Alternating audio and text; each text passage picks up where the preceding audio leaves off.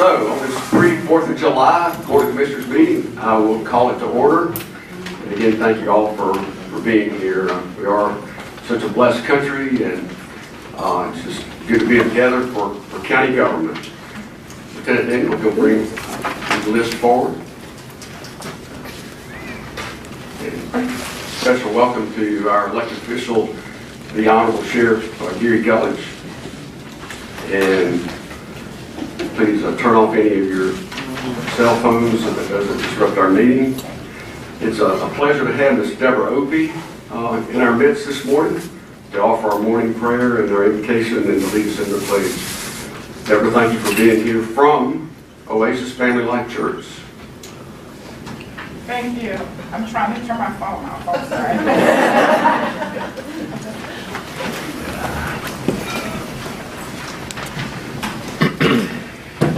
May we bow our heads. Father, we come to you this morning thanking you for who you are. God, we thank you for this opportunity to sit around and make decisions. God, we thank you for the grace that you've given these men and these women. God, we thank you for entrusting them with your people and with this county. So God, as they sit around and they make decisions and they discuss, we pray that you would give them wisdom, that you will open up their understanding and give them an ear to hear what your Spirit is saying. God, I pray that they will be good stewards over all that you've given them, that they will be good stewards over your people and over this land. And for that, Father, we give you glory, honor, and praise in Jesus' name. Amen. Amen. May we say the pledge of allegiance. I pledge allegiance to the flag of the United States of America and to the republic for which it stands, one nation, under God, indivisible, with liberty and justice for all. Thank you, Deborah. Give Pastor Anthony a pat on the back, please. The June 15th, 2017 work session minutes and the June 15th board meeting minutes are available for review. Under our announcement positively calling this morning, we have Cadet Mike Joseph with the Paulding County Junior ROTC armed gun drill before our 4th of July celebration.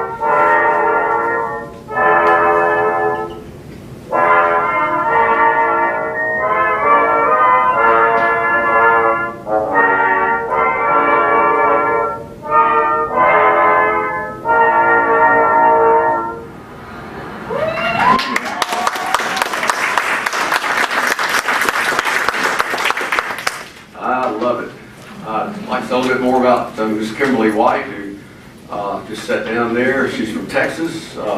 If you're a University of Texas fan, you need to get with her because she worked there for many years. She's got 2 sons and a daughter, and just so grateful to have her. The Board of Commissioners would like to present the Public Safety Appreciation Award to Captain Karen Rich with the Sheriff's Office, and Sheriff Gulledge is going to come up and present that.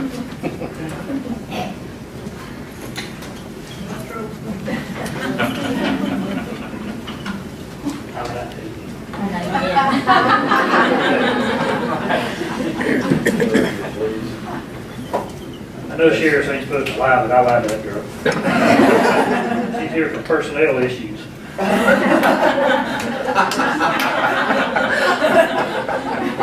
I'd introduce y'all to Karen Reach. Karen's been an employee of ours for going on 24 years now. Yes, sir. She's done a fantastic job. She's in our internal affairs division right now. She does all our employment processing.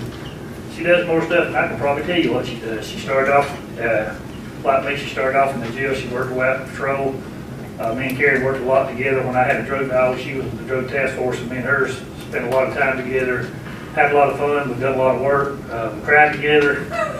We've been through it and come out on this end of it. I'm very proud of her. She's one of them people you don't have to do anything other than say, I need this, and she's off getting it done.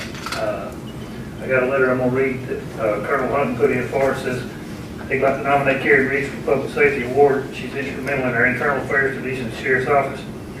And he said, like me, he says she handles a lot more than just the internal affairs and employee processes. She's willing to jump in and assist anyone in need. At times I've talked to her about taking on other tasks that don't necessarily belong to her, but due to her knowledge, skills, and enthusiasm, she jumps right in and gets the job done. She's mission-oriented, and she's an asset to the Sheriff's Office. She's always setting a daily example for everybody there to follow. Karen, I appreciate you. You do a wonderful job for us, and I don't know what we'd do without you. Thank you. And also, I'd like to thank Texas Roadhouse. They've donated a steak dinner for two that we'll present to you, and I appreciate them doing that. Y'all would give me a round of applause for that.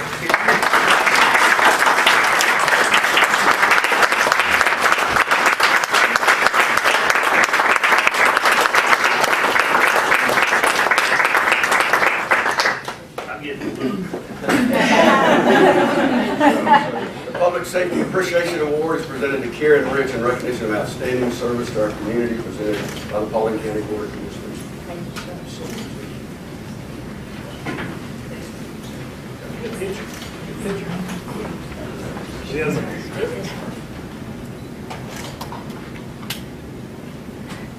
Tony, we need you to move over a little. You're good. Just want to make sure people know you're here. Is that it? We good?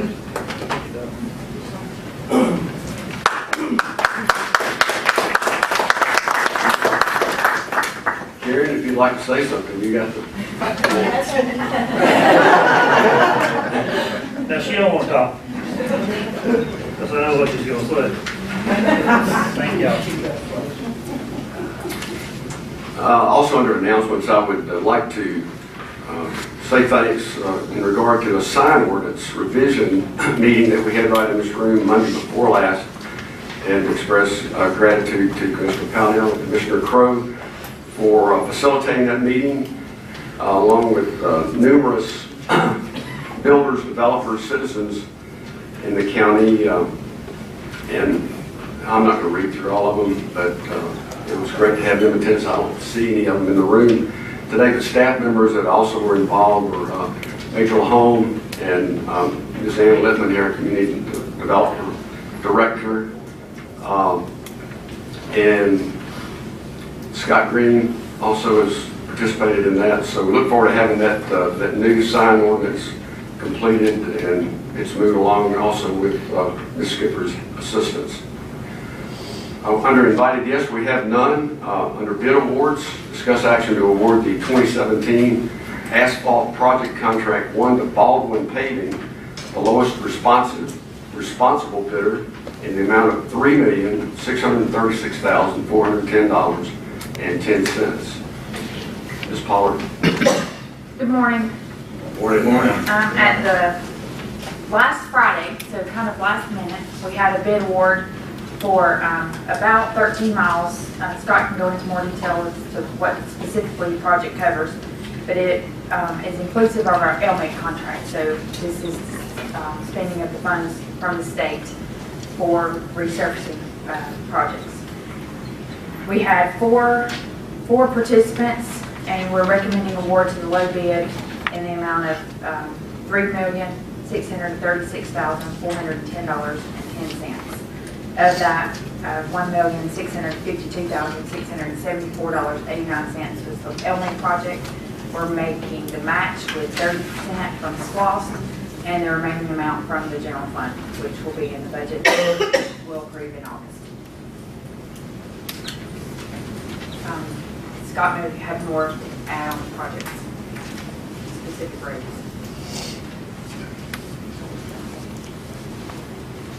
That's good. I don't think we provided a list in the packet, but I had sent out an email a few weeks ago listing all the roads. I'll be glad to cover those if you'd like. Basically, it's 14 miles, round numbers. And then just wanted to let you know, we do have a bid package going out Friday for another 23 miles involving a lot of subdivisions. This particular contract is our heavy travel roads and connectors and collectors and things like that. The next one will be subdivisions, which I know probably get more calls on subdivisions, and that's coming next. This contract does not have any roads in Post 2, sorry to say, but I want to let y'all know our maintenance crews are paving in Post 2. We do a lot of the more of the rural side of the county, the lesser travel roads with our in-house crew. They're working on Proctor Road right now and topping out the roads you had awarded for the hot in-place recycling. So I want to make sure you knew it wasn't lopsided and there were more roads coming as well. Do you have any questions? Thank you. All right, thank you. Thank you. Bid award number 2, discuss action authorizing the chairman to sign a contract of architectural engineering services for Paulding County Adult Detention and Law Enforcement Center, or jail, with Wakefield, Beasley and Associates in the amount of $3,665,000. Ms. Pollard. Well, this is a fairly large project. A few months ago, we awarded the project manager to CPS. This is the architect, and the next piece that will be coming to you is the construction manager at risk.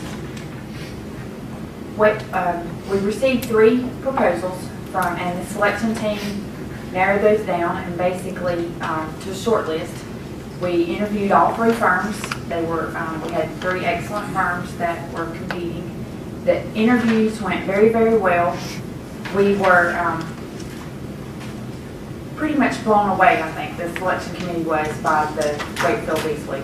What they had done, instead of promoting themselves towards our project, they actually brought to the table some ideas that they had about our project. So they spent more time on us than they did themselves.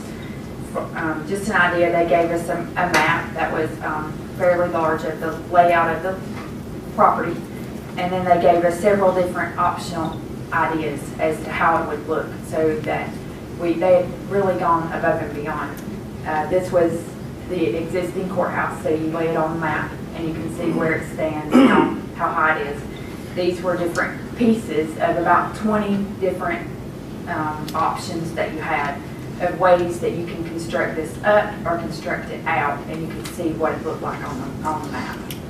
So it was. And then other pieces that didn't have to be attached, that could be various around the site. So we are recommending award to Wakefield Beasley in the amount of $3,665,000.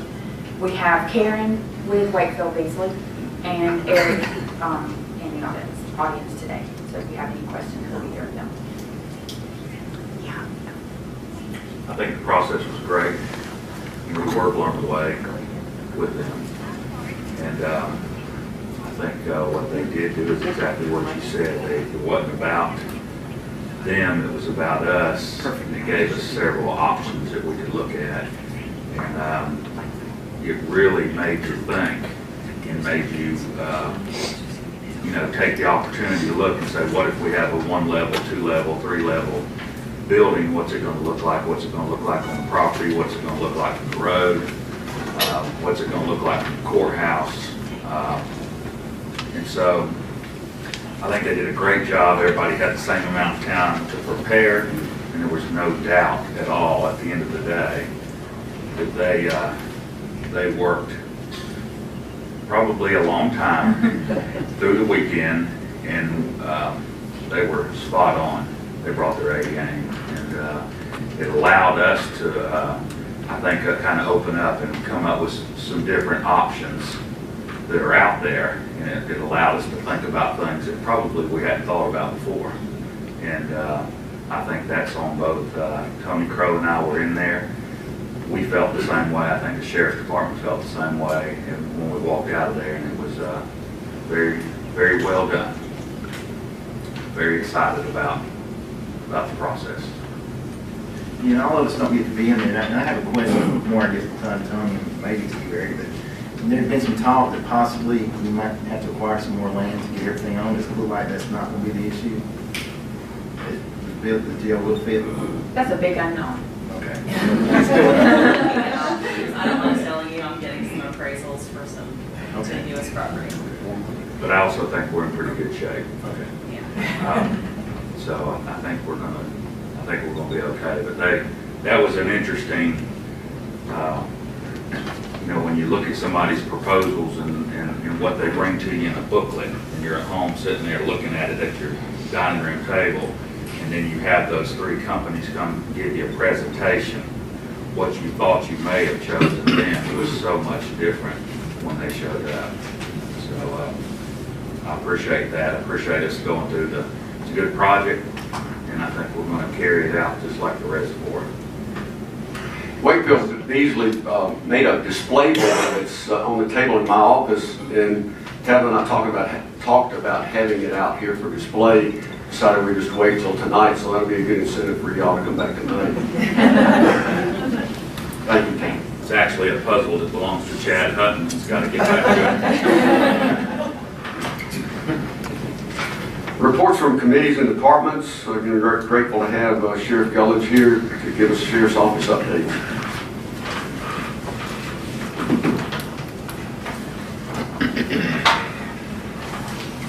Thank y'all again, gentlemen. If y'all would you allow me about 30 seconds to kind of expand on the jail project? That's doable. I want the public to know that, and I've already kind of heard a little bit of the, you know, they picked this one and they picked that one. We set up a board comprised of 6 different people, 2 commissioners, the engineer for the county, and 3 people from the sheriff's office on this board. I had this much to do with who got picked. They go into the board, they present their things, the board votes on it, and I didn't know who got it until they voted and called me and told me who won it. So I want the public to know that this project, from the get-go, I said we was going to set it out front, shine a spotlight on it, make everything flat and square and fair for everybody. We're also got a website that we're going to get up and running. We'll post all the links to it. They'll put a camera on the building so that they can watch this is going on in progress, but you should be able to interact with the website. I can't remember the address. PaulinJail.com. PaulinJail.com. Real hard to remember. But there'll be links on it where you can see what's going on. You can see the bids, you can see what money spent, you can see what the budget is. That way that everybody can't say that they don't know what's going on. So if you can remember, it's a Paulin Jail, so go to PaulinJail.com and see what's going on. But Tony, I appreciate both y'all. I know that it's extremely time consuming. There's a lot of paperwork that you have to go through. And I know you can't do it while you're getting paid for it. You have to do it at home. I watch my guys that beat themselves to death at nights and weekends trying to get through all these proposals. These people spend a lot of time and a lot of money trying to get this job. It's a big job. I'm looking forward to it. I think it'll be, like you, I think it'll be like the reservoir. I think it'll be a shining star. It'll be a good project. So thank y'all for your time.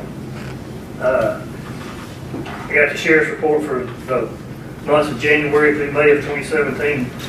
During that time frame, the sheriff's office patrolled 1,219,377 miles. The total arrest for that period of time was 1,760. We issued 2,493 traffic citations. The detention center stays extremely busy. We booked in 1,786 inmates. Transport units transported 1,983 transports to court, prisons, and do the pickups and bring them back to the jail. Our inmate workforce is out. I still hear all the time, I don't know why you don't make inmates get out and pick up trash, but we stayed extremely busy with 3 different crews doing that. We picked up 677 bags of trash, which I'm ashamed to say that we're doing that, but as soon as we get done and a week later, you can't tell we've been through there. You know, shame on you if you're the one causing the problems.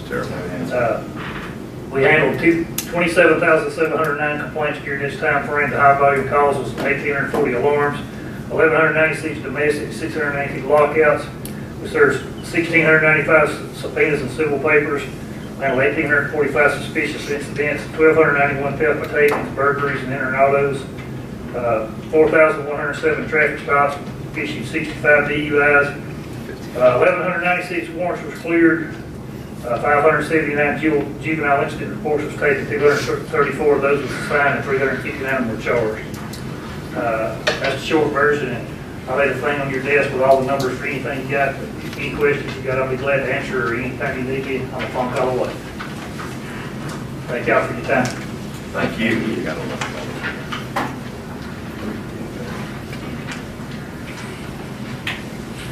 Under public participation on agenda items, we're proud and delighted to have Ms. Nancy Hollingshead here to talk about the detention center.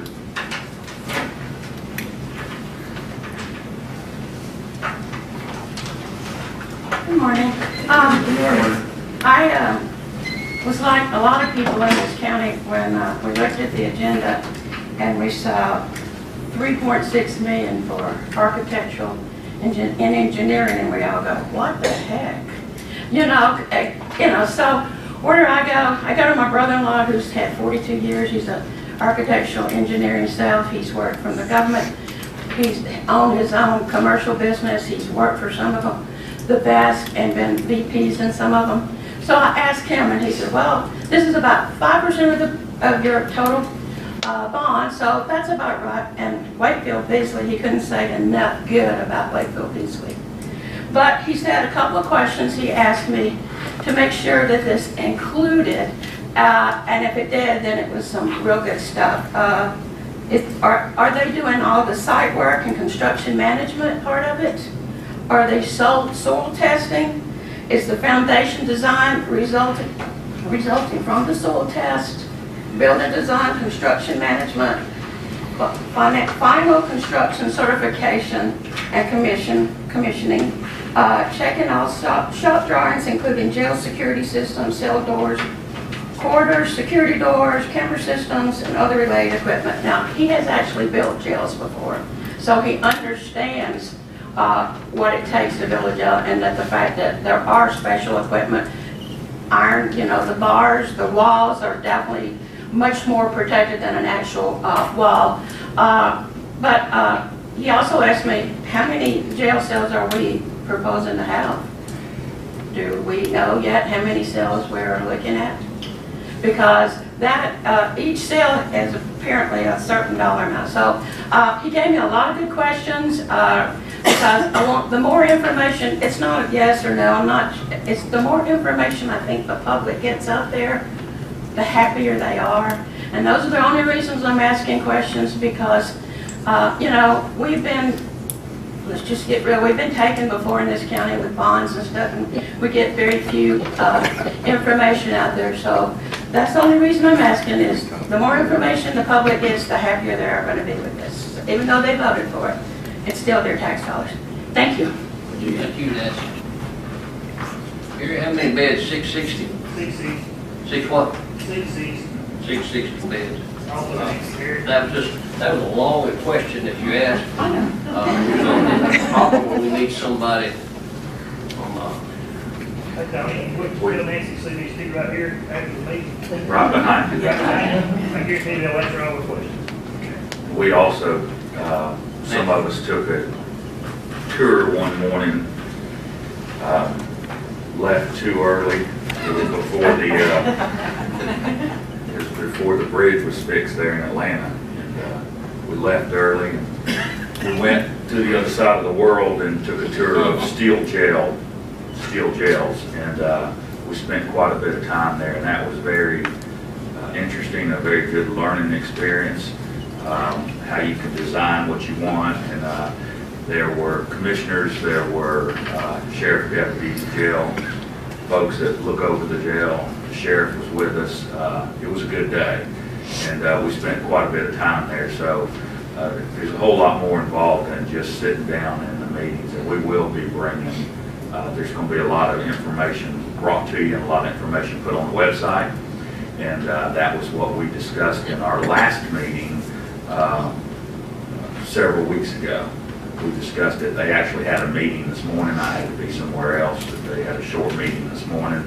And I've already been told I've got homework for this weekend. So anyway, so that's good. But I appreciate everybody's work in it. And we'll make sure that the public has everything they need to understand what we're doing and why we're doing it and when we're doing it. So thank y'all. It's a long way to go for a free lunch, isn't it? It was.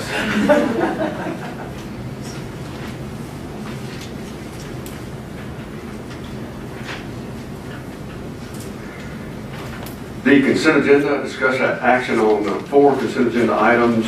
Number 1, the adopt resolution 17-18, a resolution of Paulding County, Georgia to adopt a joint comprehensive plan for Paulding County and the cities of Braswell, Dallas, and Hiram for the years 2017 through 2027.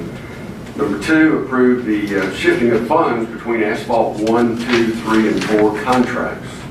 Number 3, the sheriff requests the retirement of Sergeant Al Gonzalez's service pistol, a Glock 21, serial number Sierra Whiskey Foxtrot 603, at the time of his retirement for his 16+ years of service to Paulding County. And number 4, approve the contract for sale for the surplus property known as Tract 1, 4.535 acres, located near the intersection of Rosedale Drive and Bill Caruth Parkway in land lot 739 of the 19th District, 2nd section of Paulding County, Georgia, and authorize the chairman to sign the contract and any further documents associated with the closing of this property. Is there any desire to move any of the consent agenda items to regular business? Hearing none. Move to old business item. Number 1 is discuss action to approve the reception of $624,526 from the Federal Aviation Administration for the fiscal year 17 Airport Improvement Program grant and $145,885.50 for the Supplement 2 Environmental Assessment Grant. This was tabled from our last meeting on June the 15th, 2017, the Board of Commissioners meeting, and to respond to any questions, we have Airport Director Terry Tibbetts and also Ms. Pollard has been in contact with the Georgia Department of Transportation on the compliance with the bond themselves. Appreciate y'all helping us understand this reimbursement. Gentlemen, Ms. Skipper, 2 weeks ago, this board took action to delay the table the receipt of this grant money for 2 weeks so that you might seek additional information. We have provided, we believe, answers to every question that you have asked. We believe that we have honored your desire for additional information. We've sent all of the contracts, all of the invoices, every document that is in our possession that we think you might need to make this decision. Just before coming into this meeting, I was on the phone with Miss Carol Comer. I believe all of y'all know who she is. She's the Director of Intermodal Transportation for the Department of Transportation in the state of Georgia. She owns airports, railroads, and ports.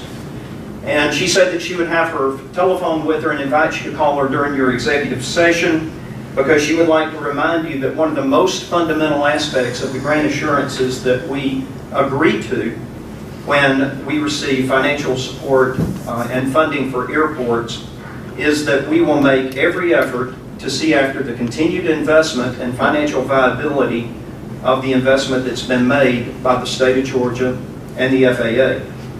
And she would like to explain to you that continued hostility toward the receipt of this grant could be interpreted as a violation of that promise that we made. And she asked that you not take my word for it, but that you call her and let her explain that it is necessary for this board to be cooperative in the protection of the investment that's been made by the state and the federal government in this airport. Chairman Carmichael, I believe you've got her number. If you don't, I'll be happy to provide that for you. But she is expecting a call where she can tell you things that that will be authoritative and straight from the source. That being said, if there are any additional questions that you may have that I can answer concerning the nature of these grants, what the money is being used for, how it is that we came into receipt of the opportunity to receive this money, I'll be happy to do so at this time. Well, I'll say something. First of all, Mr. Tibbetts, no one's delaying anything. Okay, you've known about this since April and brought it to us 2 weeks ago. I saw the first thing about this 2 days before our meeting. Yeah, you give us information, but we haven't just gotten it. This is a packet I received this morning. It was put in my box yesterday for the information we asked for. Have I gone through this yet? No, I have not. I'd like a little time to go through it. Yesterday. There are still some questions. Nobody's being hostile. If the money's yours, I want to make sure you get the money. But there's a lot of questions. I still have some unanswered questions. What are those questions, sir? I'll be happy to answer them right now. I don't know that, is this something, is this discussed in executive session? Or my understanding is it cannot be. It can if it relates to the pending litigation. Does it relate to pending litigation?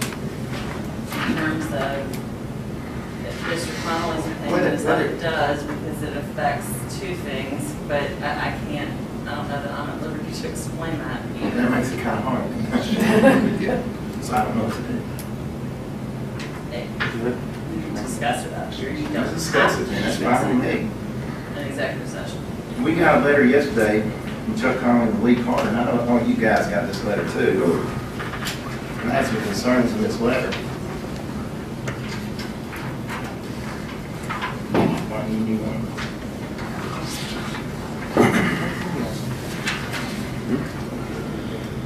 The letter's very confusing at best. He says that he got you to help answer these questions. One question is, why is the Board of Commissioners approval being sought? Was this requested by the FAA or GDOT? The answer says the monies from these grants are first provided to the county clerk, who then provides them to the BCAA. BOC approval is not required.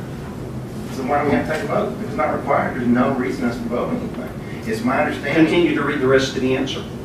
I did read the rest of this. It says not required, but because of hostile personnel action taken against a former clerk. I don't even understand that. Nobody's been hostile since to any other former clerk. This board's not been hostile. Could you explain that? I didn't think so. Yes, I can. No, you can't. Yes, I Nobody was can. hostile to anybody. There was a clerk to this county who was asked to resign in No, January. sir, she was not asked to resign. That's wrong.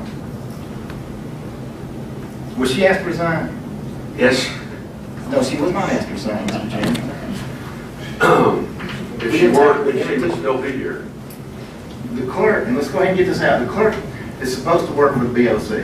She withheld information from 4 post-commissioners for over a month and a half. That information was vital on some decisions we were making on votes. Okay? And because that action was taken, sir, we want to make sure that all other counties and We wanted to county let her employees know are that we were protected. upset with her withholding that from us. She should not have withheld that from us. There was never a vote taken. And so in order to avoid that opportunity from happening again, we're proceeding this for a public So you're vote. telling me y'all are withholding information from us now?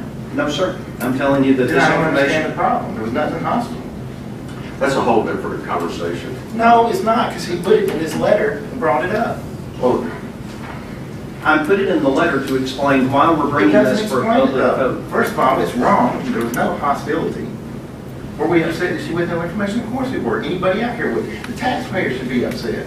That affected the way we wouldn't have voted. You asked the question, why am I here presenting this for a public vote? That is why I'm here presenting it for a public vote. We believe that you have already approved the receipt of this grant through the intergovernmental agreement that was signed years ago. And we believe that you as a board already has the authority to receive these funds, but we just want to make sure that it's in the open and everybody knows about it so that there is no chance of any repercussions for any county employee who assists the Paulding County Airport in receiving this money from the FAA. Mr. Carmichael signed it in April.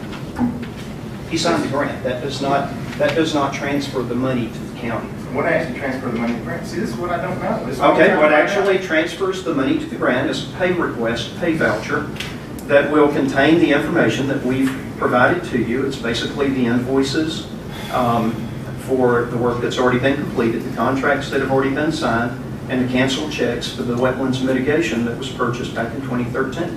And with that evidence for payment, the state will then reimburse the county for funds that have been expended on projects already completed or already under contract per the Airport Improvement Program, grant program, that is managed by Ms. Comer's department. Well, evidently y'all knew this in April, because it was signed in April, but you wait until 2 days before the last meeting to notify the rest of those commissioners. The receipt of this grant. You say you gotta have it immediately, it's gotta be done, it's gotta be done. Why would you? The receipt of this grant was advertised and voted on in the Paulding County Airport Authority meeting months ago. There's been nothing secret about the receipt of this grant. Why did you not tell us before? Why didn't I bring it before the board in April so we'd have time to look at it and wouldn't feel rushed? I don't have a good feeling about it. I have a gut feeling that something's not right. And what do you feel is not right? What could not be right about receiving a grant from the federal government? But what is disturbing? I want to make sure everything's done correctly. I do still have a question about the 163 acres that it does say in the paperwork that the title, I don't know how it's titled with FAA now. You don't know how what's titled with the FAA? 163 acres. It's titled to the Paulding County Airport Authority as per the And the intergovernmental FAA agreement. has that in their documentation?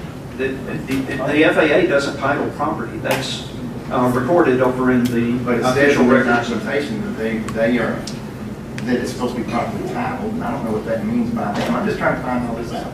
I'm trying to find out if it will affect the lawsuit, if it will affect the, And that's the part that you Yeah. talk about in closed session, is Okay. how this action affects. so maybe from this point, we need to talk about it in closed session. I'm just telling you, that's the part that is in closed session. Okay. Any other questions for me? I'll make a couple statements. You probably feel frustrated, So do I. and we do too. But we weren't hostile when we tabled it. We wanted more information.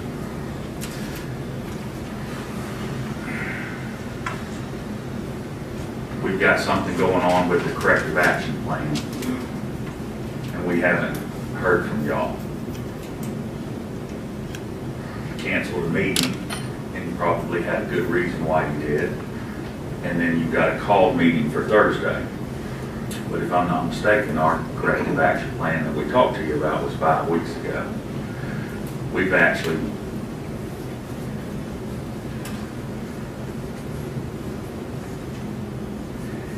that hasn't been important to y'all, Terry, the corrective action plan. We took it serious. And sometimes it's as if when the FAA speaks, we got to make sure that we're doing everything right. However, Mr. Carmichael, there's been times where all of a sudden it's not a real big deal, and I think what they asked us to do with the corrective action plan was a big deal. So we haven't heard from you on that. Todd, you know that we made a very thoughtful presentation of a proposal to you. Okay, And your I'm basic gonna finish response up and then you can, okay?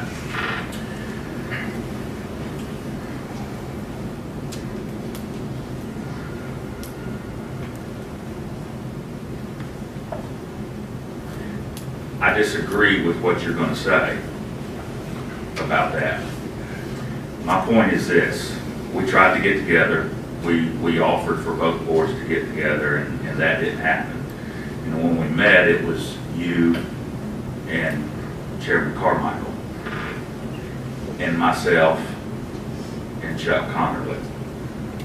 Now, we asked for both boards to get together and go in executive session to try to work something out for a corrective action plan. So we're working on that. It's been 5 weeks. Y'all haven't responded back to us. And when you hear things that, oh, we're probably not going to agree, or we're not going to do this, we're not going to do that, and it hasn't gotten to your board, that's discouraging to me. When we get this information a couple days before the meeting, we just wanted to make sure that we had everything that we needed to have and make sure that everything was correct. And we've asked for it. We've gotten a few bits and pieces along the way, but evidently we got a good bit last night in our mailboxes.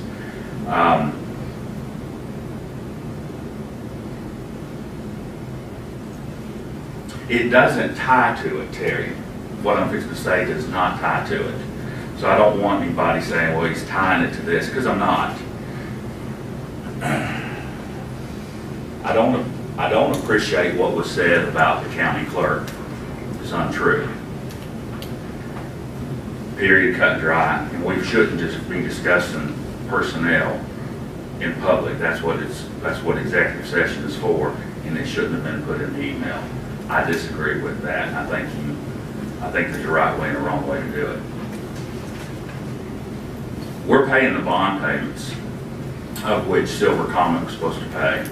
And then when Silver Comet didn't pay them, y'all were supposed to pay. And we're paying the bond payments. Chairman Carmichael sits on the airport authority because of his seat here on this board. So I consider that Chairman Carmichael was first married to this board and first married to the citizens. And because of that seat, he has that opportunity and that obligation to sit on that board. The other 4 of us, we report to the citizens. That's who we work for. All I know is we're paying bond payments for the airport authority. I know we're paying bond payments for the IBA. There's been a little talk with the IBA about some things here and there, but it's millions of dollars. And when the public asks me, what are y'all doing? Are they going to pay you? Are they going to do this or that? We haven't heard anything from you. And it seems to me that all you want to do is come and bring things that you want, but nobody's willing to talk about those other tough questions that we have. And they don't go hand in hand, but do they go hand in hand? Because you're wanting something for us to do, we can't get questions answered. And so here we are. We weren't hostile about what we did 2 weeks. 2 weeks ago, 12 days ago, we just tabled it. And we wanted to get more information. And there's been quite a bit of talk about it.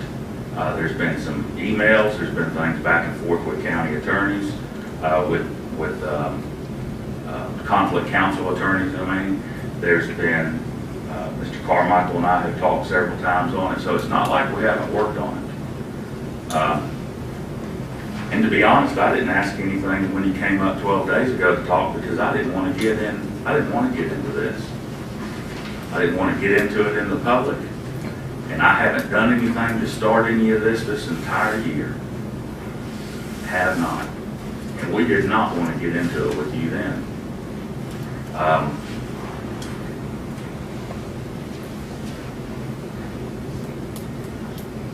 When you have things that were dated in April, and they're electronically signed, and they've got dates and stamps on them, and they start off with the chairman of the board of commissioners and the chairman of the airport authority, and they go, and they go, and they go, and they go to GDOT,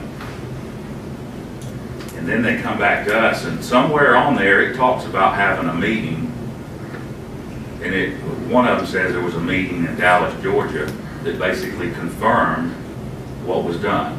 That's my view of it. Maybe my view's wrong.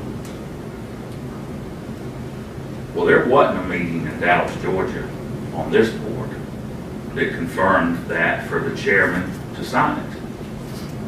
There may have been a meeting in Dallas, Georgia in this room with the airport authority, where the airport authority's chairman could have signed it, but there wasn't one here.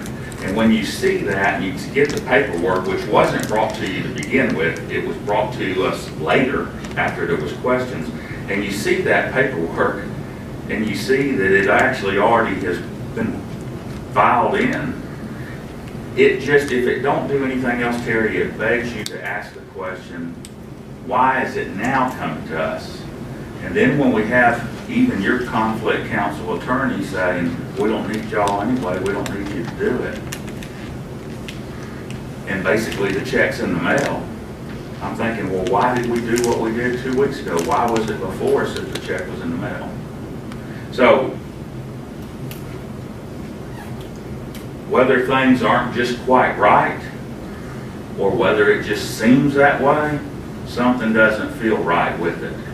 And it does tie to some other things that we're doing in that corrective action plan that we've had, that the FAA asked us to deal with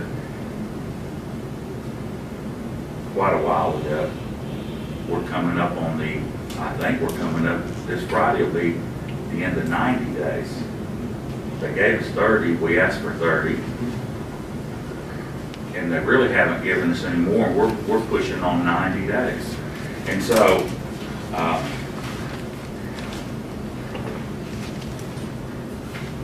and it's frustrating. I'll just leave it at that. Let me answer a couple of things, just for clarification purposes. The Airport Authority normally would have met last Wednesday. However, Mr. Tibbetts was on a mission trip to Peru, and this time of year, as we all know, we get involved in vacations, and our schedule is not quite as defined as it might be during the school year. And the Airport Authority will meet in 2 more days. I sign authorizations, approvals on contracts every day, and the DocuSign document that was signed or approved for the process of reimbursement was just a normal. It wasn't something that needed to be brought before the board. If you look on the agenda today, there's additional contracts that will be coming up that I am authorized to sign, and try my best to keep y'all informed about things that I think you might be concerned about. Back on April the 20, whatever it was that I signed this, if I needed to mention that to you, that we're going to be reimbursed for money that people have already spent, that's on me, and I'll take full credit for that. There was no mention of any hostile action by the board 2 weeks ago, which is the way a couple of people have just mentioned. It wasn't a hostile remarks 2 weeks ago. What was answered in the question, and I'm going to read all the answer to these in just a second, was that the personnel action back on May the 8th, that was a hostile action, and the county clerk who just witnessed the signature is just doing that. They're just witnessing that this is the person's, this is Chairman Alston's signature. It's not that they're supposed to be involved in anything in any more detail than that. Just a clarification, this information was sent out electronically. It wasn't just put in the mailboxes. That was just for a backup. A lot of people like myself like to read things in hard copy, but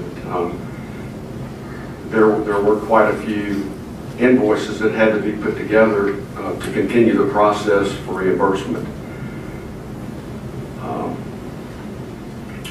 The bond payments, particularly to the Airport Authority, are held up in litigation and are connected to that.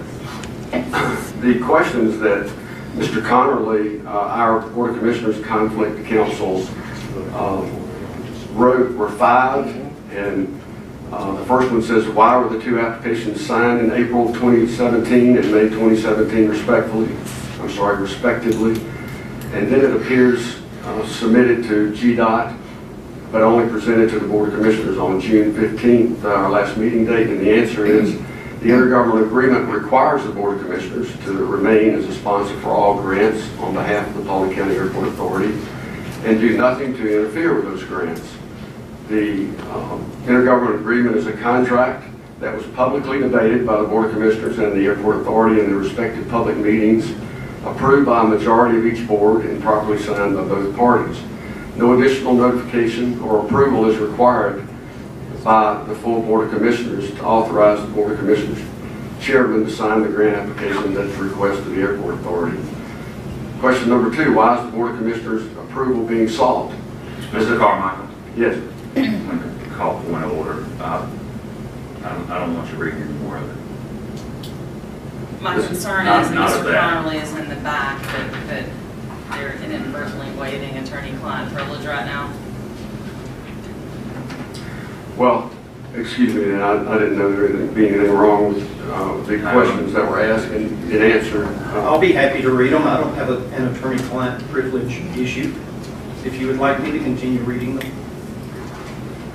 The Commissioner Pownell brought up at the 15th meeting that there were many things that needed to be verified, and these were the 5 questions that were considered of most concern, and that's the reason, since it was brought up to delay or to table, it's the reason I thought it was a value to share Well, with the public. and that's the question I would have for Mr. Connolly, since he represents the board in this issue, is whether or not that email was considered privileged. If it's not, then he can keep reading it. I don't know how you intended it. Well, the email was sent from me to the Airport Authorities Council, and the responses that are being read from the Airport Authorities Council to me. So that communication is not privileged. I would submit to the board that it's an incomplete analysis of the issues, but I don't view it as being privileged. Okay. Yeah, and then I will clarify, the chairman did mention that it was also electronically sent to us, and it was electronically sent to us, but that was yesterday also. Okay? So this may be the backup, but either way, I received it yesterday. Just want to make that announcement.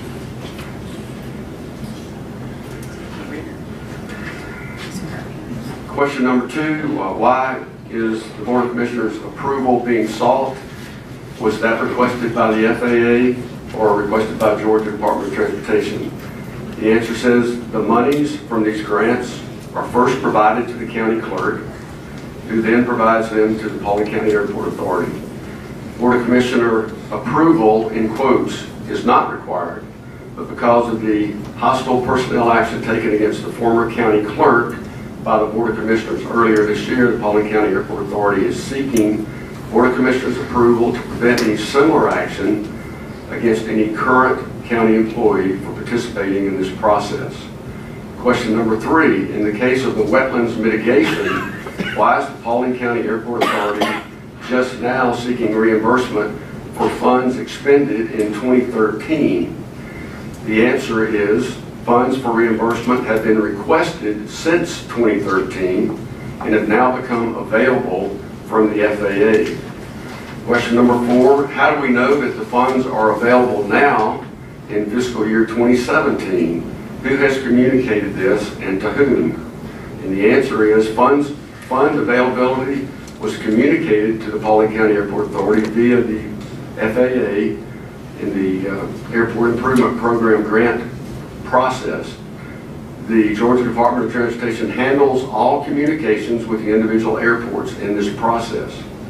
The Paulding County Airport Authority chairman was notified by our case manager, Ms. Tracy Klein, or her delegate of Georgia Department of Transportation in April when the draft fiscal year 17 grant application was submitted to the Paulding County Airport Authority for approval. And finally, question number 5, how do we know that the funds will not be available in 2018, fiscal 2018? Who has communicated this and to whom? And the answer is, we have been waiting since 2013 for these funds to become available. If we reject them this year, there's no way of knowing when they might become available again in the future. To reject these funds would be irrational, irresponsible, and a contract, intergovernmental agreement contract violation by the Board of Commissioners. In addition, rejection of these funds would place Paulding County in poor light for receiving future discretionary funds from the FAA. So that was the response to the questions from our Board of Commissioners conflict counsel, Mr. Conlon, who you just heard from. Well, I don't think anybody here wants to reject the money. I was just trying to find out what happened. The document signed in April and May, it's never been done that way before. Before, it's always come to the board, and the board has taken a vote. Then then the chairman has signed it, and then it's sent to the appropriate department, DOT, whoever, so that we can get the money back, sent back to us. So I don't understand why this was signed in advance and we found out about it so late. And yeah, that does give you kind of a bad gut feeling. It makes it sound like, hey, I'm trying to just go ahead and say, we're going to sign off. All the others said that the board had voted on it. This one did not say that. So I'm wondering if it was signed, sent, and saying, well, we don't have to include the board. Maybe you don't have to. If you don't have to, then go ahead. But if you do That's have how to, supplemental 1 was handled before the first of the year. That's how every communication. no, sir. One of them, most of them are not handled this way. Most of them were voted by the board before. Which one? The ones we looked at. Previous years. I can't address previous years.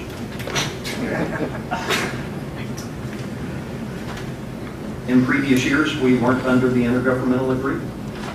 Been under it for a while. It's been under 15, 14. 14. October 14.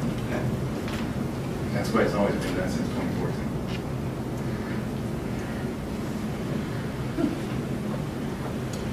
Any other questions or?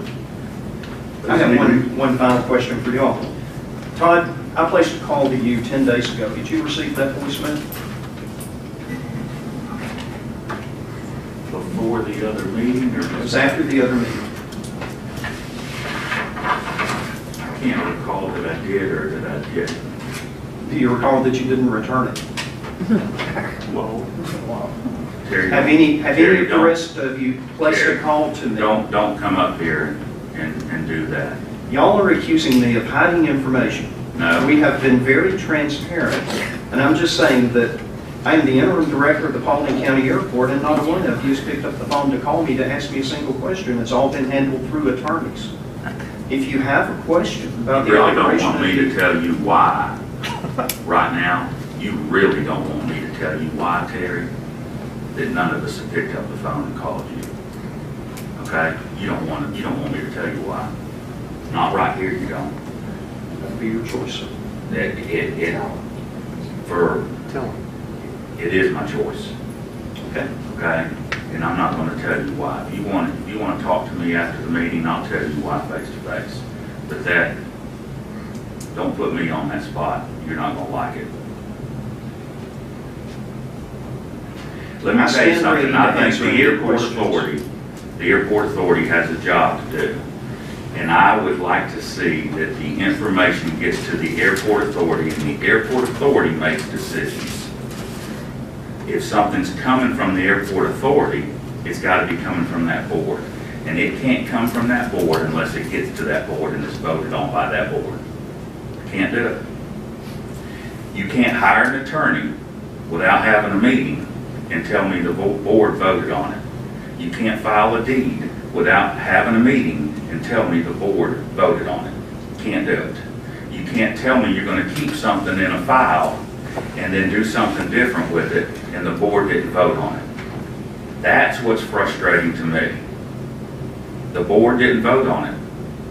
And so when you and your attorney come to meet with us when we've asked for representatives from the board, and I can be the only one there because Chairman Carmichael was there from your board, and we could have some other folks there and they don't show up, it doesn't make me feel good that the information's getting to your board.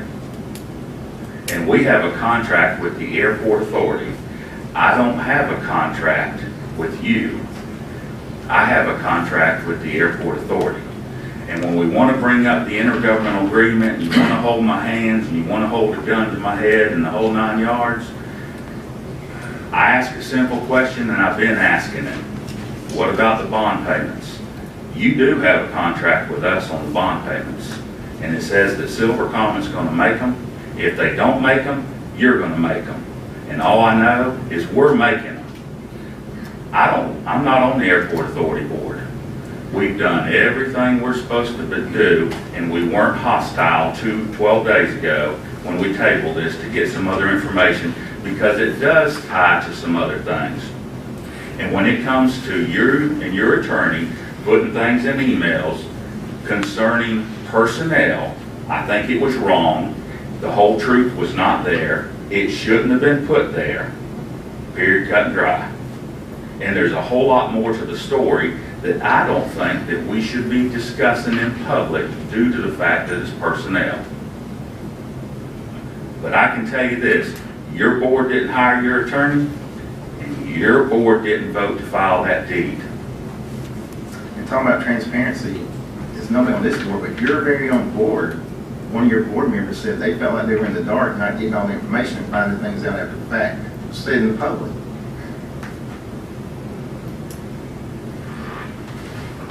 Really, Terry, to summarize this, Gary started off this morning and said, we're going to do this deal, we're going to keep it up front, we're going to let the people know what's going on. We have Brown and Call representative here today, everything they did been above board. It's not your fault, it's not my fault. That the people of this county have some major concerns about what goes on out there. But it is our job, as representatives of our constituents, to do due diligence in everything that we do. And that's all we're doing here. I'm sorry that you're put on this spot. I'm sorry I'm put on this spot, but we're just trying to do our job, is all we're trying to do. Do you have any other questions that I can answer for you today? No, sir. Do any of you have any questions that remain concerning why we would want to receive grant funds to reimburse this county for funds that we have already expended out of our general account? Never had a question about that. Is there any reason why this grant should not be approved? I don't have any questions at this time concerning that. There are just some things, Terry, that I don't think were done properly. And that's, Mr. Connerly, did you?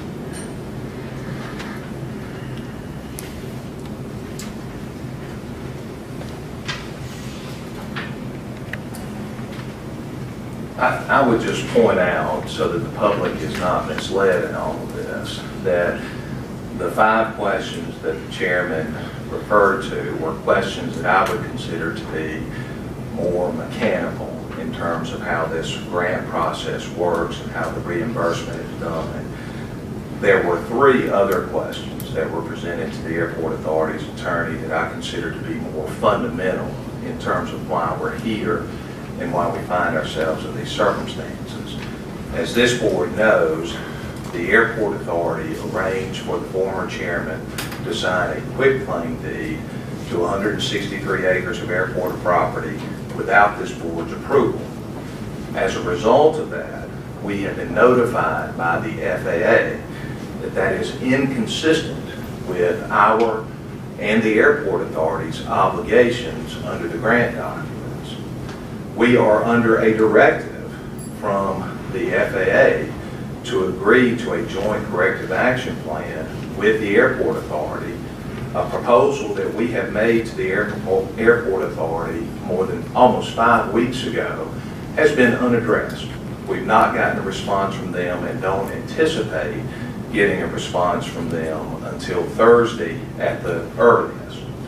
In the meantime, as a result of the request that is made to us, we are necessarily asked to certify that the grant conditions have been complied with.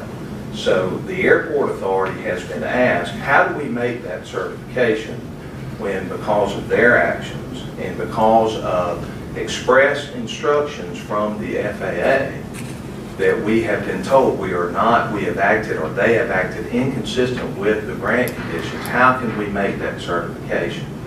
So it is misleading, in my opinion, to stand up here and say there are no unanswered questions when there are at least 3 fundamental unanswered questions, most of which relate to how do we make a certification that we're in compliance with the grant conditions when, because of the airport authority's actions, we've been told by the FAA We are not in compliance, and we have been given a directive to do something about it. We've attempted to do something about it, and yet we've not even gotten a response from the airport authority and don't anticipate one until Thursday. So I think it's important for the public to understand that those are the issues. The 5 questions I consider to be, again, more mechanical in terms of how the grant reimbursements work. There are 3 more fundamental questions in terms of what this board is being asked to do and whether we're even in a position to do it because of their actions. And I again make the offer that Ms. Comer said she'd have her phone with her, and she will explain to you the answer to those questions as the authoritative person in the state of Georgia that is authorized to answer those questions, since it's her department that is responsible for issuing the grant in the first place. The direction to us has not come from Ms. Comer or from Georgia DOT.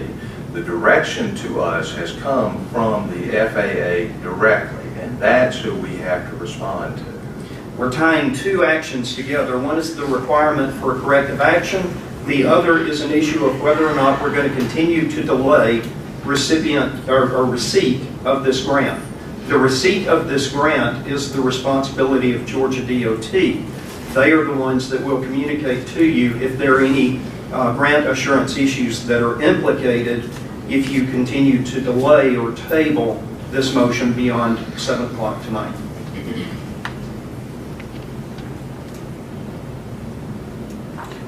Any other questions for me? I've got one last question.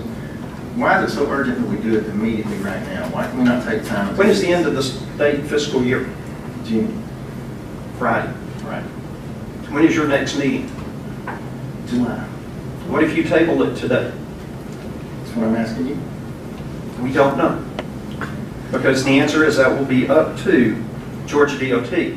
So the question, or the person you need to address that to is Ms. Comer. When you know, Mr. Tibbetts, we met once before and you came before us and asked for the fencing. It was the same thing. It had to be done that day. If it didn't get done that day, it wouldn't happen. It didn't happen. I still don't understand why that didn't happen. We did it that day. Still no fence, and you say we're not getting the funds for the fence. So I'm confused. I can explain that. Everything's always so y'all are not the only ones who can delay activities at the Paulding County Airport. There are many external forces that are embattling the airport today, not just actions that this board may or may not take. And if any of those authorities, powers, political boards, corporate entities can figure out ways to delay activities at the Paulding County Airport, any of them can put our funds in jeopardy. So we are embattled every day in trying to move the airport forward and trying to keep the doors open, keep the power bill paid, keep the lights on. And it wasn't just the action of this board that was necessary. I think the fact that we did lose that grant demonstrates that I was right. Time was of the essence. Every day counted.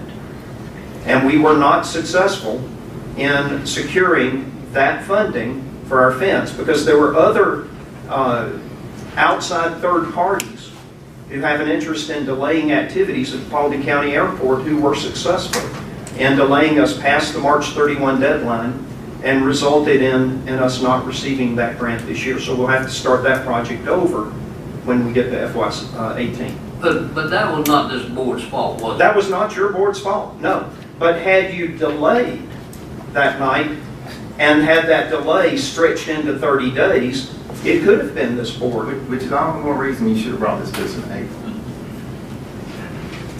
There was nothing secretive about our board receiving this grant. It was publicly discussed and voted on in the Paulding County Airport meetings in February, March, and April. So we're not trying to hide anything. Give us time to look at stuff. Okay. All right. That criticism I will accept. And when we get into FY 18, at the earliest opportunity, I will make this board aware of whatever funding. In fact, we've already received pre-notification of what funding they intend to give us for FY 18. And I will make that available to you so that you can see what we're planning for next year. Be happy to do that. Thank you, I appreciate it. There's nothing that I won't answer if you call me or come by or ask me to come see you. We're not trying to hide information. We're trying to run an airport here safely and efficiently.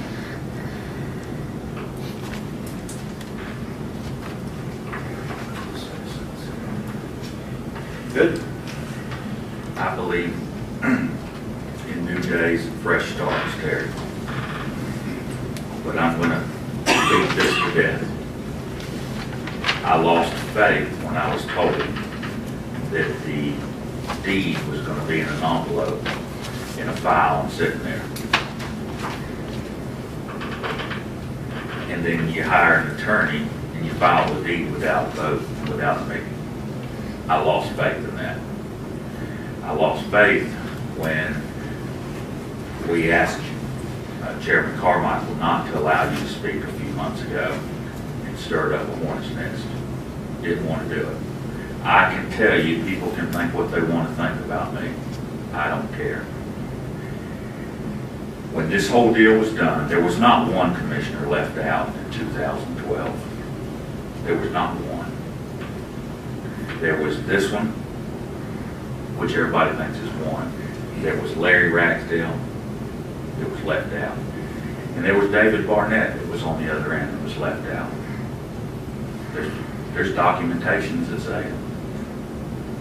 So only two people knew, Tommy Graham and David Austin. And so you wonder why I'm gun shy. You wonder why I want to make sure things are right. And when we have conflict counsel that's telling us that when you agree to this, this, and this, you're agreeing to this. And we don't feel comfortable with that, and it's brought to us, you know, and you said you're going to make sure it comes earlier, and I believe in new days and fresh starts. I do. But there is nothing that's happened in 2017 that this board stirred up. Todd, why do we have conflict counsel? Nothing that happened. Why do we have conflict counsel? Because we had the same attorney firm representing both. Because the Paulding County Board of Commissioners are suing the Paulding County Airport Authority, and therefore it required conflict counsel. Is that Because correct? we have the same attorney firm representing both, and we had to do that. That's right. That's right. So if we, in theory, if we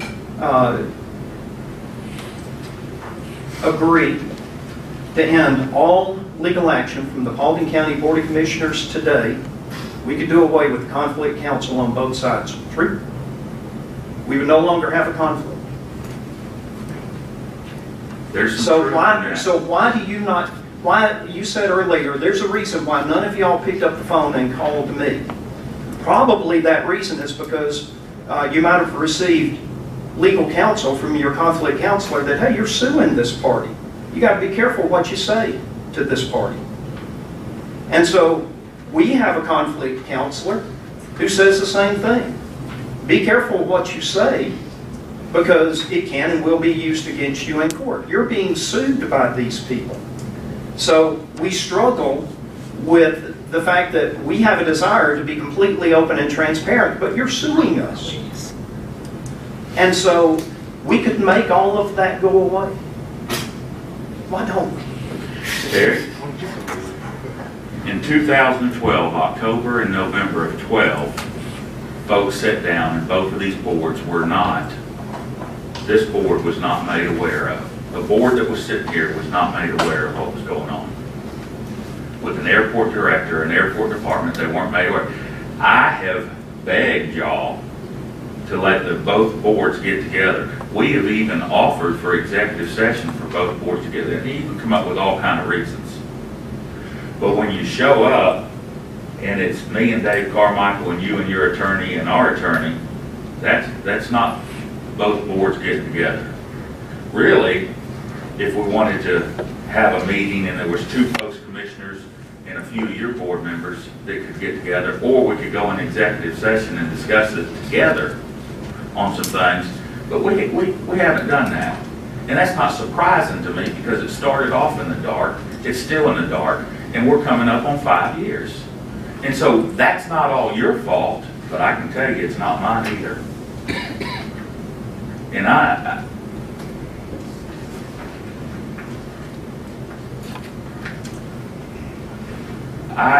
believe in new days, Terry. All right, it's a But new we got day. to work, we got to why don't work, we we work got to together somehow work together to and fix approve things. this grant? Okay? Why don't we work together tonight and get a unanimous vote in favor of accepting reimbursement for funds that Paulding County citizens have already expended, for contracts already executed, and work already completed? That'd be a new start. Todd, why don't we do it? It'd be a new start too for you and I to sit down and you talk about making some bond payments. If you want to get rid of some lawsuits. That is a It'd be different story, and you know there are legal issues regarding that whole But topic. we can't pick Why and do we choose to go why do with we the have to mix intergovernmental everything together agreement. as one pot? Okay, I'm going to call a stop to this.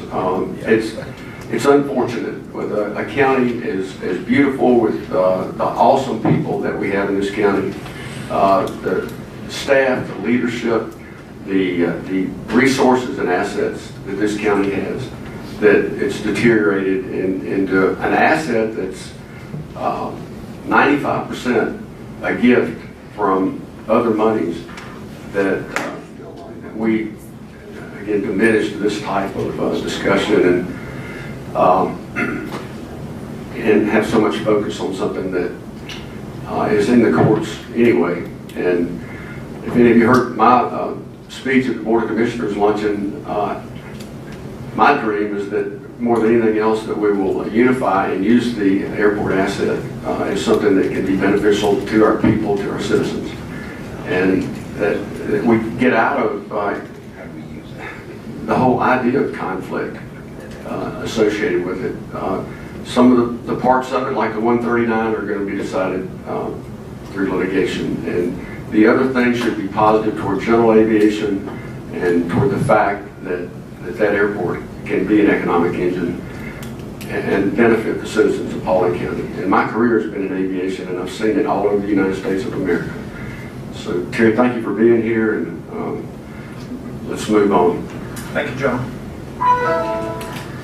Under new business, discuss action for the authorization of amendment number 1 for the contract with Tetra Tech for the copper mine WRF Headworks Improvement Project in the amount of $335,673. Ms. Lori Ashmore. Good morning. Morning. Back in March, the board awarded the contract for Tetra Tech for engineering services for the copper mine headworks. At that point, we actually only contracted for the preliminary engineering services. And this morning, I'd like to welcome Lauren Springer and Scott Hall with Tetra Tech to your meeting this morning, and Russell Kelly, our water system project manager for this project. One of the things that was done in the preliminary engineering phase was to evaluate alternative approaches. And we've got the headworks building. Can we put the screening into the existing headworks facility?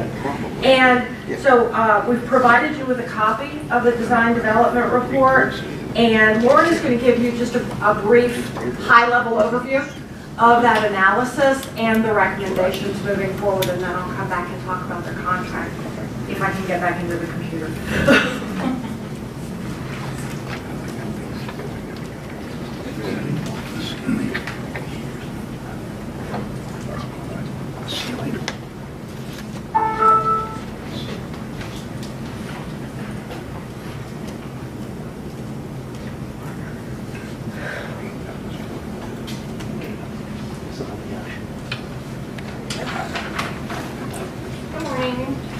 Like she said, I'm here to give an update on the copper mine WRF Headworks Improvement Project. My name is Lauren Springer. I'm the project manager with Tetra Tech. I also brought with me the brains behind it, Scott Hall, who's our lead engineer for the project. So if you have tough questions, Scott is here to answer those. So a little bit of background, like Lori said, we're given the preliminary design. So But you're probably asking too, for some people who may not know, is just how does this project come about? What is the need for this project, just so everybody's up to speed on it. Out at the WRF, which is a wastewater treatment plant for Paulding County, the critical piece of the wastewater treatment plant is the membrane bioreactors, or called MBRs. That's also the very expensive piece of your treatment process. So, you know, engineers, we like reliability, we like to protect those kind of things. So up in front of that, screens were installed in the past to help remove anything before they get to the MBRs. Well, over time, just like anything else, they are now breaking down and causing maintenance issues. Talking to Russell today, it sounds like they're even a little bit more shaky ground than they used to be. But so basically, it's requiring the operational staff to pump out the screens monthly, which is no fun, clean task at a wastewater plant. They're also, you know, getting worn down. They're getting scoured with sand and grit. So now what's happening as they wear down, they're passing along those solids to the MBRs, which is your critical piece. So from an operational issue, then the operators are doing a tremendous job to try to protect those assets. They're having to clean them, take them offline every 6 months instead of every few years like they may have to. And it is quite a task. So they're doing a good job of keeping it running, but you know, something needs to be done. So that brings about this project. We're tasked with restoring the reliability to this system to get new screens that will work and be a better solution. So what we've already done, right there you can see the preliminary engineering tasks that we've completed. I'll step through those a little bit, and then we'll talk about next steps with the final design. So we started off just looking at the design flows. We want to make sure that the equipment is right size, not oversized. I think we've all seen, you know, over the years, the metro Atlanta area before the recession, projections of flows and population growth were really aggressive. So now, after the recession, the Metro North Georgia has done new projections that are a lot more reasonable. So that's what we're using for this project. We also looked at, you know, the way it works is, you know, pump stations out in the system, they all feed into your treatment plant. So we also looked to make sure that whatever we were doing at the treatment plant does not impact the system and create more problems. So we did verify that there are minimal impacts to the upstream pump stations. So here's kind of, you know, we don't push a certain technology. We want the best technology for the county. So we did look at a variety of different things, and it's, you know, when we looked at it up in the upper left-hand corner, the in-channel drum screens really aren't appropriate for this flow. They're generally better for smaller flows. Down the bottom left, the in-channel wheel, again, it's like a Goldilocks thing, you know, not quite right. They're generally for larger flow applications. And the bottom right, the hybrid screens are a little bit newer technology that hasn't been as in use, hasn't been proven, so not quite right either for you guys. So what we went with, and I'll blow it up so you can see a little better, is the piped pump style drum screens. There's a large number of these in use in the area, and your operations staff has gone out and looked at these to talk to the operators to get a feel for what they would be getting, and we've gotten some really good feedback on those screens. Also, even though we picked the type of screen, we also wanted to make sure there's a lot of competition because that equals good pricing for you guys. So there are a lot of different options that we feel really good about for the county. They can also be retrofit into existing buildings or also out in new structures, so it gives you a lot of flexibility, which is always important with these kind of projects. So this is what we've chosen and recommended to go forward. So then now that we've gotten the type of screen, now you start looking at, okay, how do we incorporate that into the wastewater treatment plant? What kind of modifications need to be made? So we came up with two alternatives. We looked at a lot of variances in those alternatives, but the two overriding ones are modifying the existing headworks building to accommodate these screens or construct a new screening structure. And we got with utility staff, and they really helped us evaluate these key criteria to establish it to make sure that all the bases are covered and everything is looked at before we go forward. So real quick, so you have this in mind before, you know, we go on. I'm not going to go through every little piece of the building, but you can see the existing condition of the building. This is the floor plan of your headworks you're building right now. So you can see there's two screens in there, there's washer compactors, there's grit cyclones, classifiers. In essence, there's a lot of stuff going on in the building, so I just want that to be in your mind when we go forward to the next screen. So the first concept, you have a building, we always like to look at reusing that asset. And you know, looking at it and trying to put two new screens in, place for a third screen, plus a platform, gets complicated because if you take those, you have to take the screens out to put new screens in, which interrupts all of the operations at your treatment plant. It also stretches out your schedule and everything else. So when we looked at it, we looked at a lot of different ways to try to make it work. Can you take one screen offline, put another screen in service? How can you make it work? We came up with this list of advantages and disadvantages to help evaluate. You know, yes, it maintains the use of the existing building. Yes, it hides the equipment from view. However, the disadvantages are pretty stark. The operations get severely interrupted. The space is limited. That creates constructability issues, which, you know, you guys have been involved in construction projects. That opens up the potential for more costs. It's complex, risky sequencing requirements that may interrupt the operation of the treatment plant. You don't want to ever violate permit requirements or anything like that. And it also requires some additional equipment to be installed too to facilitate it. So that kind of brought us back to talking about, okay, if it's going to be really difficult to put it in the building, can we put it outside the building? Because most of the locations around the metro area, the way they have it is outside of the building. That's a little bit more standard. So we wanted to look at, okay, is that feasible? So when you look at this, you know, the advantages really start to stand out.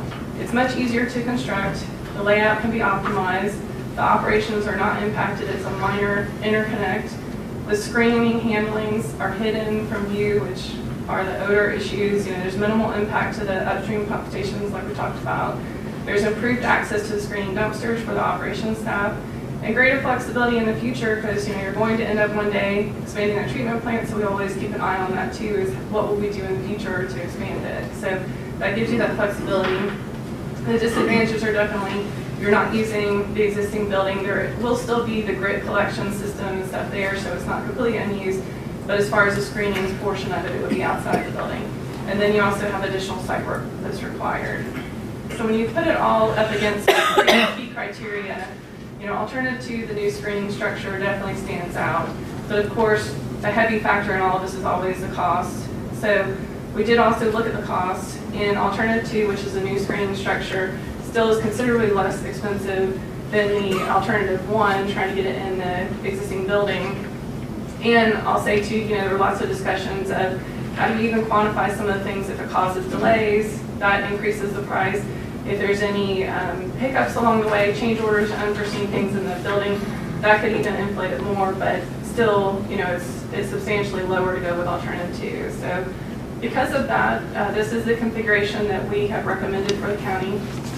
And like I said, it's often installed outdoors for the easy access. You can see there's a picture, the top picture is the above view. It's contained, the odors are contained. That's the way the units come, so everything, you don't need a building because it's housed. Then at the bottom picture, it shows you kind of from off the side and underneath it, so it's a very clean arrangement for the operators. So with that, that's the recommendation where we left it off at the preliminary design. And now for the final design, these are some of the next steps looking at odor control sampling. We're going to select the exact equipment that would be best, you know, meeting with all the people to do that type of a screen. And then getting into detailed design, there'll be lots of deliverables, lots of, along the way, we'll be meeting with the county. And I want to say that, you know, I definitely commend Lori and Russell and Daryl. They've been extremely collaborative all the way through their preliminary design. They've really been looking out for the county's best interests, asking a lot of tough questions, and, you know, making sure that they get what they want, which is always what we want. We're not going to own it or maintain it. You guys are. So it's been great because I really think they're going to make sure this is a good project going forward. So we're very excited. The next step. So does anybody have any questions? All right. Thank you. Thank you. So we are recommending the First Amendment to Tetra Tech's contract to take us through construction. This will be the remainder of their services through detailed design, sequencing of construction, permitting, bid assistance, as well as construction phase services. And that the funding for this and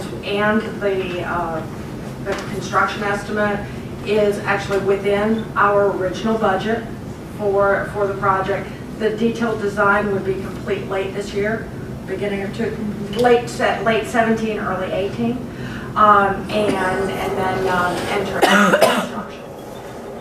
The Water and Sewer Advisory, we did take this to the Water and Sewer Advisory Board at their June meeting, and their recommendation is in your package. y'all gave us a lot of backup information from you guys, so thank you.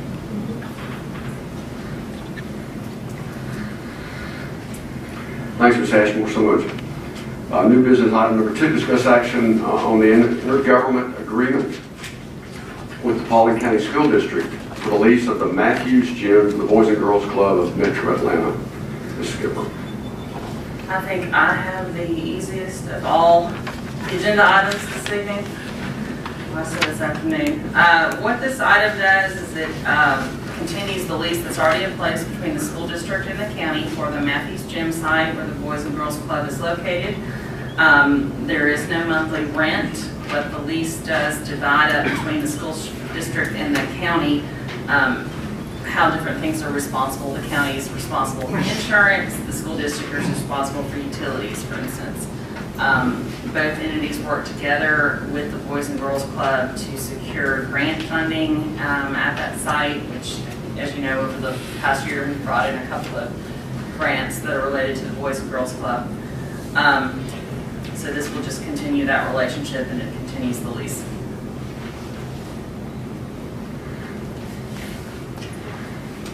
Thank you much. Thank you much. Any questions?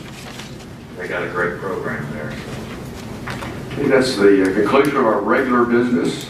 We do have the executive session. I want to ask Michael Justice if he'll tell everybody about the fireworks, and if anybody knows the Hiram Red, White, and Boom. You know any information about that, Michael? I don't see anybody in the chamber here anymore. I know theirs is the week prior to ours. Theirs is this Saturday. That's correct. Saturday the 1st for them. So get that one and come out the following Saturday, a little further out the road, there at Taylor Farm Park on July the 8th, and then see another one. Ours will begin, I think, at 4 o'clock with some activities.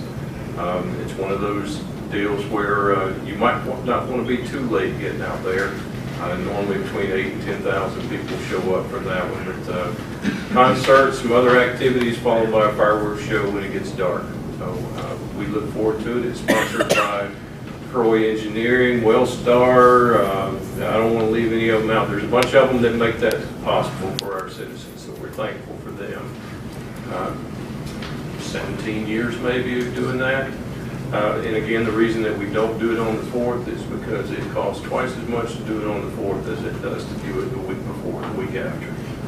So Saturday, July the 8th for the county one, and to plug the city of Hiram, as Todd said, this coming Saturday, July 1st. Thanks, sir. Yes, sir. Thank you. A lot of things to celebrate. I appreciate y'all being here today. I'll entertain a motion to go into executive session. Nobody wants to go. I'll make a motion that we go into executive session. Is there a second? For the purpose? For the purpose of pending and potential litigation. Second. A motion and a second. All those in favor say aye. Aye. We are adjourned to executive session. Okay, I'll call the work session meeting back to order and state that there was no action taken in the executive session. And now I need a motion to adjourn the work session meeting. Motion to adjourn. Second to adjourn. All those in favor say aye. Aye. We are adjourned, and we'll let the good board come on. Thank you.